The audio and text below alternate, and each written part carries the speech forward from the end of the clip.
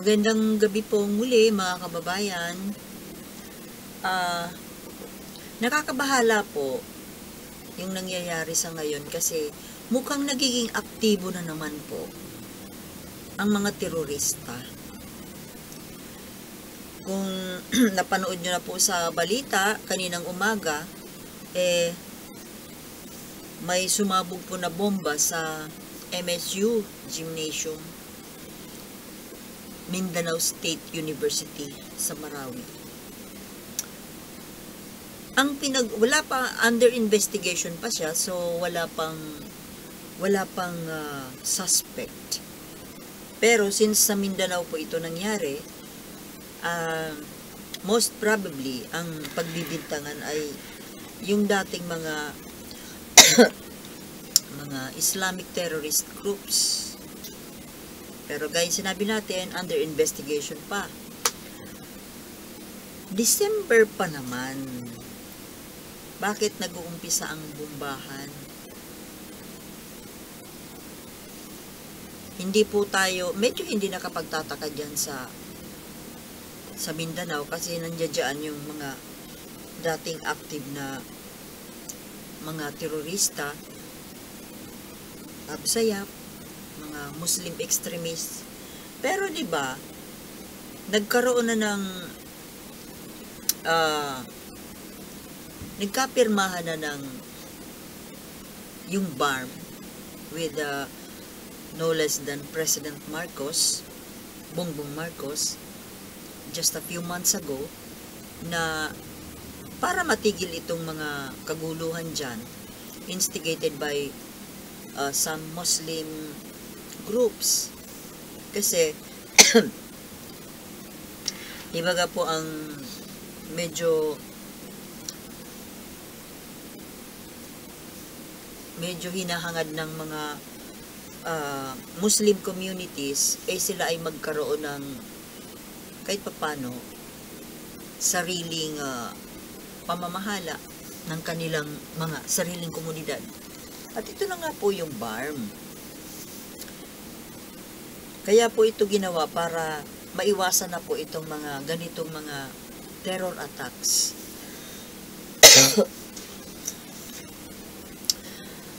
Sa Mindanao po ito, no? What if lumipat ito ng ibang lugar? Say, Manila. Well, hindi po natin ninanais, no? Hindi natin ginugustong mangyari.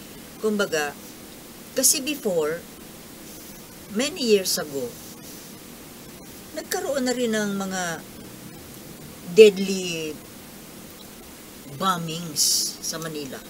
Remember yung December 30 noon, Rizal Day bombing sa LRT na Muslims nga po ang may gawa. Ngayon, kung halimbawa man mangyari yan sa Metro Manila, pwedeng isipin po natin na hindi Muslim ang may gawa. Baka, wild imagination ko lang po, baka yung gustong mag-destabilization. Diba? Kaya nilang gawin yun. Kasi very timely eh. Masyadong napapanahon. Ngayon pa na mainit na pinag-uusapan ng ICC. Kasi ang nagtataka po ako, dahil nagkaroon na nga ng peace treaty yung national government with the Muslim communities. Para nga po, medyo yung mga hinahangad po ng mga ating mga Muslim brothers, kahit pa paano maibigay ng government. Kasi yun ang isa sa mga dahilan kung bakit sila ay nagre-rebel. So, sila ay binigyan ng medyo luwag, makapag-govern sila ng kanilang sariling, yung sarili nilang kultura sa kanilang sariling mga communities. Pero ngayon ito, at saka Marawi, parang Maisip tuloy natin yung nangyaring bombing noon during the time of Duterte yun, yung Marawi siege na umabot ng ilang buwan. Ito Marawi ulit.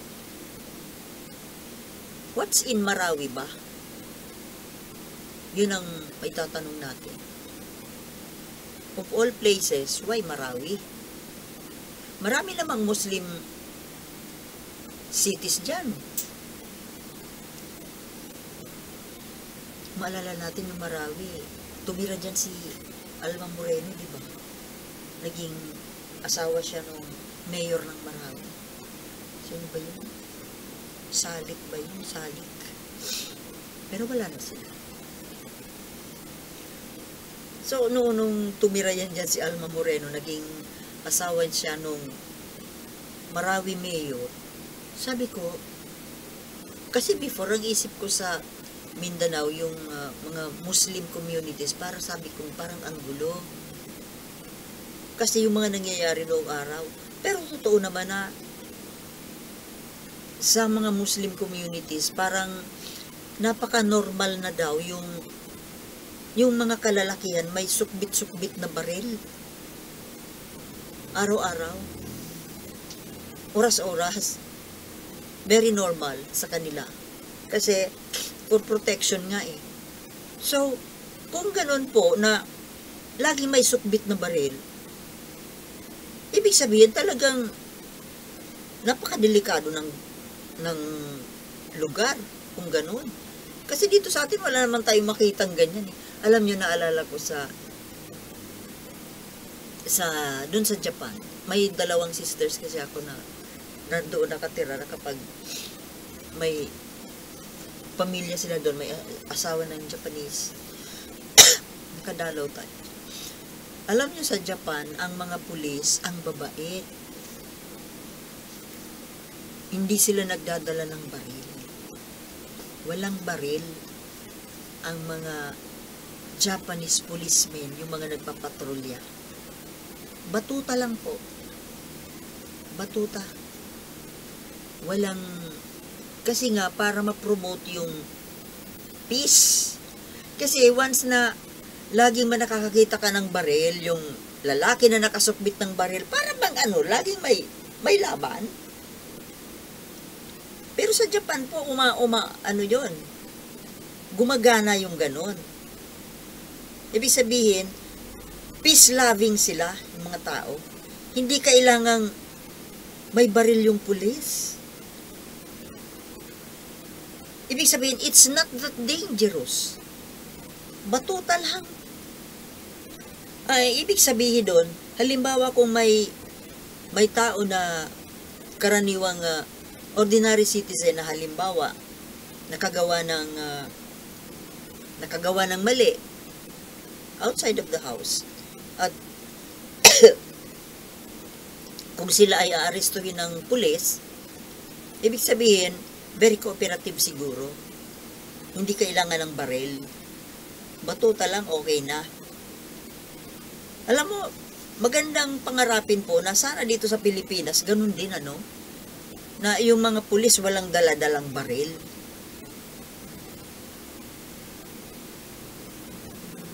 Pwede siguro kung trained sa martial arts yung mga kapulisan. Para kasing alam nyo, yung baril kasi parang nagiging instrumento ng kayabangan. Parang naa-abuse kasi. Sa tingin ko sa opinion ko, naaabuso po yung power ng baril. Sana maging ganun ang Pilipinas. Yung ang pulis na umiikot-ikot, nagpapatrol. Actually, dun sa Japan, nakabisikleta Nakabike lang.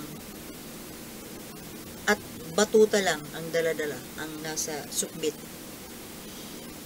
Pwede kaya dito sa atin ang ganun,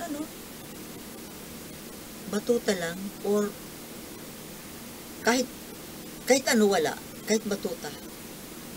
But, Kailangan siguro well-trained ng martial arts nga, self-defense. Yung kapulisan. At yun nga, nagbabike, nagbibisikleta. Alam mo na, imagine ko lang. Siguro kung yung mauso yung pulis na nakasakay sa kabayo, kagaya po ng RCMP sa Canada, yung Royal Canadian Mounted Police. Yung dating husband ko kasi RCMP yun. Royal Canadian Mounted Police. Ang kabayo nila, white. Puti po ang kabayo na kanilang sinasakyan habang nagpapatrol-patrol. Ang cute po tingnan. May picture pa nga siya nun. Naka-uniform ng parang yung sa Buckingham Palace. Yung Royal Guard. Tapos nakasakay sa white horse. Di ba ang cute? Siguro kung maraming pulis ang matutuwa, kabataan na matutuwa na maging pulis, kung, ewan ko lang pero sa akin kasi parang cute yun eh. Hindi ka magagasolina. Kahit saan pwedeng sumuot. Hindi lang sa kalsada. Kasi kung police car or motor, sa lang yun. Cemented road lang ang kaya. Ang kabayo kahit saan, kahit sa tubigan, sa damuhan, sa gubat. Maganda siguro ganun. Kaso problema nun yung tayan. Sana naman napunta yung kwento ko. Di ba, naisip niyo ba yun?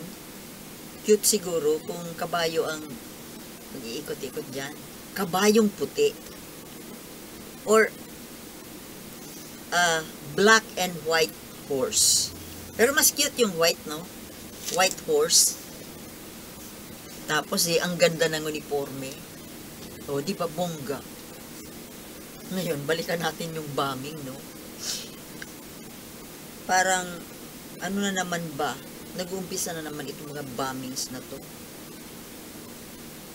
Sana wag nang maulit. Sana wag nang makarating pa ng Manila. Kasi, delikado po kasi kapag sa Manila nangyari.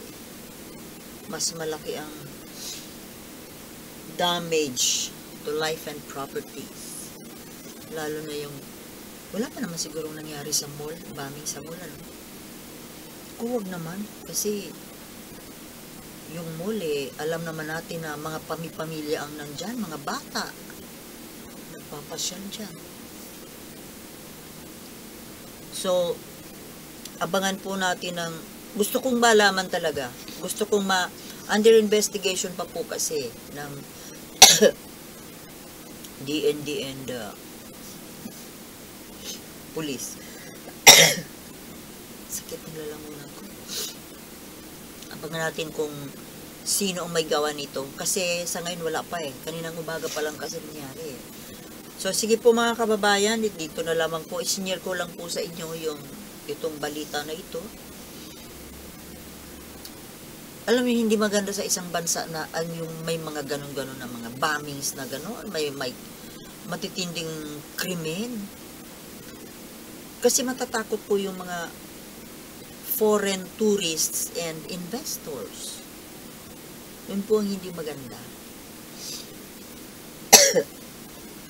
So, sa muli, mga kababayan, this is your friend, Sultana de Manila. Happy Sunday. Happy Sunday dinner para sa inyo. And I'll see you in my next vlog. Thank you for watching. Peace.